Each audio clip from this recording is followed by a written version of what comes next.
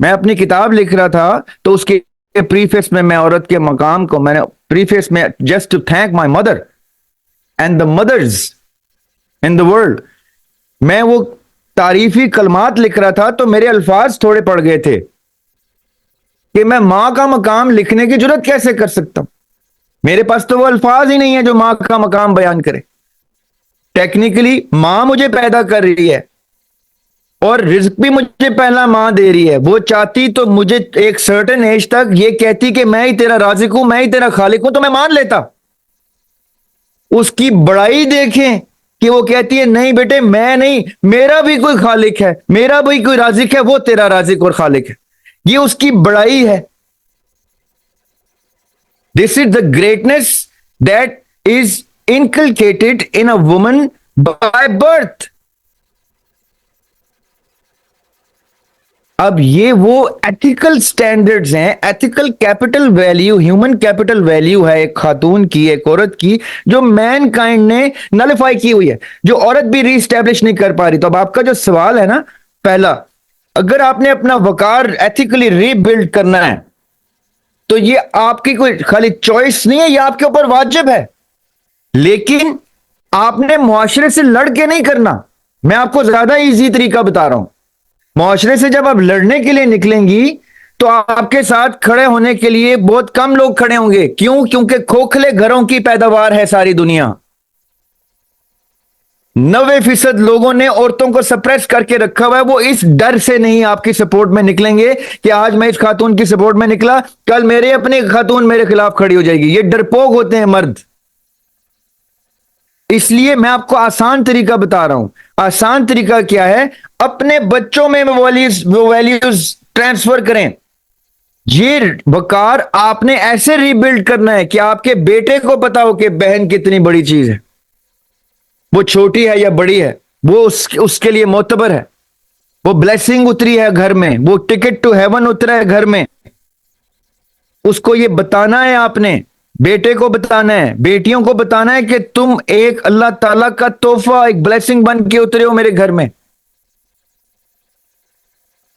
तुम रूल करती हो इस घर में, और जब तक तुम्हें कोई अपने घर में रूल करने नहीं बुलाएगा तुम उस घर में मत जाना, चाहे तुम्हें मोहब्बत भी हो जाए उससे। तो क्यों? क्योंकि तुम पूरी वुमन काइंड की एम्बेसडर हो। ये ना हो तुम अपना वकार लूज करो और तुम पूरी खवातीन, कुल खवातीन का वकार लूज करोगी। इसलिए कोई ऐसा घर ढूंढना, जैसे मैं तुम्हारा घर यहां बिल्ड करके बैठी हूं। मैंने तुम्हें इतना वकार दिया है तो अपने वकार को डी वैल्यू मत करना किसी ऐसे घर में जाके जहां तुम्हें वो वैल्यू ना मिले। मुश्किल से मिलेगी, देर से मिलेगी, लेकिन ऐसी फैमिली मिल जाएगी। और अगर ना मिले तो leave it to me, I will find that, being a mother, being a father, I will find that family for you. But this is how you have to build one whole generation. Every woman has to do that. That is when these people will then take charge. और ये फिर आपके घरों में खवातीन का वकार मुआशरे में लेके आएंगे। ये तो हो गया आपके पहले सवाल का जवाब। दूसरा, आप कहते हैं कि आप स्टूडेंट्स को एथिकल राइट्स, देखिए एथिकल राइट्स नहीं होते। एथिकल राइट्स को यानी हुकूक वो हैं जो फराइज के बिल मुकाबिल खड़े होते हैं। इसका क्या मतलब है? कि मेरे ऊपर मेरी वालिदा के हुकूक हैं, अब मेरी वालिदा के ऊपर भी मेरे हुकूक हैं। ये हुकूक टू वेज होते हैं, जो एक तरफ से फर्ज बनते हैं, दूसरी तरफ से हक बनते हैं। जैसे आप एथिकल वैल्यूज की बात करते हैं तो एथिकल राइट्स की गुफ्तगू मीनिंगलेस हो जाती है, वो नेचुरली स्टैब्लिश हो जाएगी। एथिकल राइट वहां पे क्लेम किए जाते हैं जहां पे वो राइट वायलेट हो रहे हैं। जैसे मैंने पहले सवाल के जवाब में दिया, आप मुआशरे में एथिकल राइट्स लेने निकलेंगे तो आपको सप्रेस करेंगे, दबा देंगे।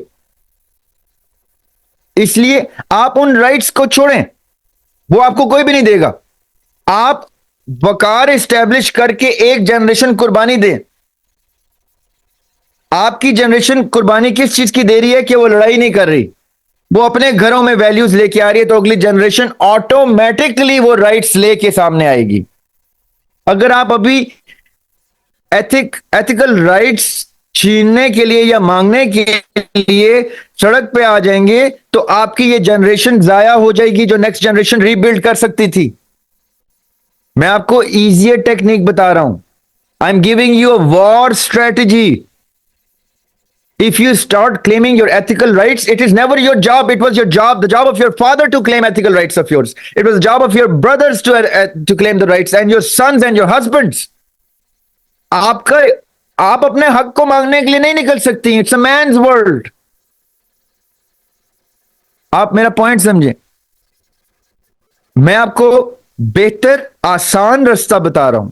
अपने घर पे तो आपका उसूल चल सकता है ना, खामोशी से ही, बेशक हस्बैंड को भी ना बताएं, आप बच्चों में ये वैल्यूज डालें कि बेटी का मकाम क्या होता है, बहन का मकाम क्या होता है। Your husband will never say no to that. ये खूबसूरत बात है। Don't involve him into it, you do it on your own. He will himself be impressed so much that he would say yes to it gradually, slowly. So do not claim your ethical rights. Nobody will give you your ethical rights. I'm not going to lie to you. ये Pakistan, Hindustan, Bangladesh, Iran, ये ethical rights देने वाली कौमें नहीं है। इनको तो ethical rights का मतलब ही नहीं पता। इनको मॉरल राइट्स का, ह्यूमन राइट्स का नहीं पता। इनसे क्या क्लेम करेंगे आप। क्लेम उससे किया जाता है जिसको इदराक होता है कि कोई क्लेम लेने आया तो ये क्लेम इसका हक बनता है। इनके पास तो ये वैल्यूज है ही नहीं, ये वर्च्यूज है ही नहीं। इनसे क्या मांगना। ये तो खुद मांगते हैं आपके दर के। इनसे मत मांगे। Create change inside your homes and gradually the whole system will become different, ideal. Do not expect miracles from these buffoons. झूठे मक्कार फरेबी माशरे से कुछ एक्सपेक्ट ना करें। अपने घरों से क्रिएट करें, हीरोज निकालें।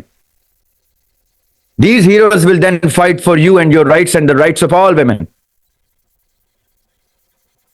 You understand?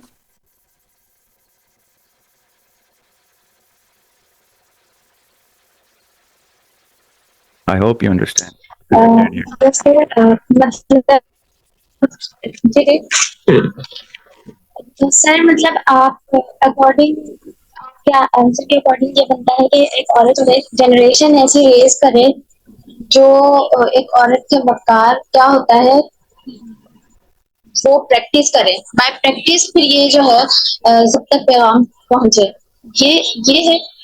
और जैसे कि आपको की वो एक बहुत प्यारा एक कोट भी है कि जी जी जी बोलें, कोट क्या है बहुत प्यारा।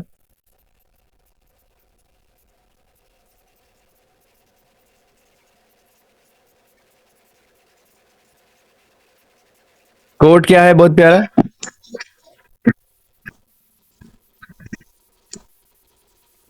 जी वो ये कि वो ये कि मदर टंग, मदर लैंड और एक मदर एक और वर्ड है कि वो मदर, ये मदर्स ही होती हैं जो एक जनरेशन को रेज करती हैं, इस तरह से एस्टेब्लिश करती हैं। Mother nature. तो ये पूरा एक 3 वर्ड्स पे है कंसिस्ट आपका एक कोड। मदर लैंड और एक और है वर्ड वो मैं भूल रही हूँ। तो यानी बीइंग अ वुमन मेरी जो रिस्पॉन्सिबिलिटी है। जी जी जी जी। और आपने जैसे कि एक एग्जांपल भी दी वो जर्मनी की, तो ये सेशन मैंने आपका एक लिया था, उसमें भी आपने इसको एक्सप्लेन किया था और ये इतना अमेजिंग है ये कोड। मैं हमेशा ये मेरी मोटिवेशन। अच्छी बात है बेटे। देखिए मैं आपको एक बात बताता हूँ। एक औरत होती है जो एक पूरी जनरेशन को बना सकती है या बिगाड़ सकती है।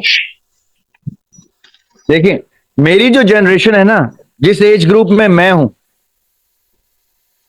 और मुझसे 5 साल पहले के जो लोग हैं और फिर मुझसे 10 साल पहले के जो लोग हैं, ये जनरेशन एक और जनरेशन का प्रोडक्ट है। ऐसा ही है। इस वक्त जो रूलिंग स्टेट में बैठे हुए हैं वो मुझसे 10 साल, 20 साल, 30 साल बड़े लोग हैं।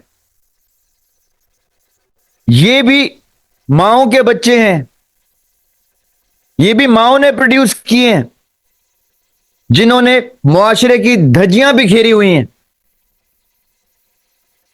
आप वो माएं बन सकते हैं जी जी जो आगे के लीडर्स पैदा करेंगी। तो 2-3 जनरेशन के बाद वो बच्चे आएंगे मुआशरे को संभालने के लिए, तो वो माओ के वकार को रीस्टैब्लिश कर देंगे।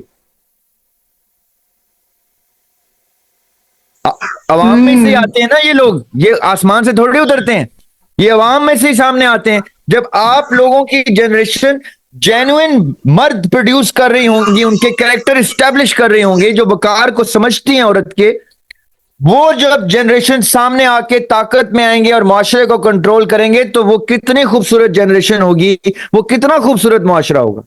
अगर अभी आप अपने सेक्रीफाइस में कुर्बान हो जाते हैं और सप्रेस हो जाते हैं, तो वो जनरेशन आ ही नहीं पाएगी। You get me? I am giving you a trade secret.